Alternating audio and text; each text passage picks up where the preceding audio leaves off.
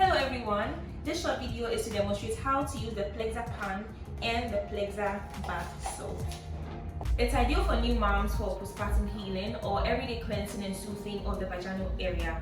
Firstly, fill the pan with 2.5 liters of lukewarm water. When you look inside the pan, you see the measurements markings that should guide you.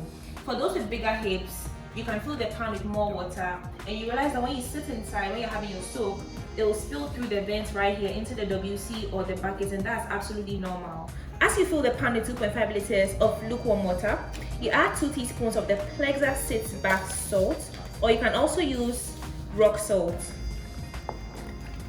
You realize that the salt doesn't completely dissolve because the grains are very coarse, and you can also see some product buildup on the surface of the water, which is very normal because our salt has essential oils and other rich ingredients. Alright, so now that you're ready for the soap, you decide whether you want to use the bucket or the WC. So this is how it looks on the bucket. Perfect fit. So this is a 20-liter bucket right here. Comfortable, easy, very, very convenient. So if you decide to use the flush toilet, this is how it's going to look.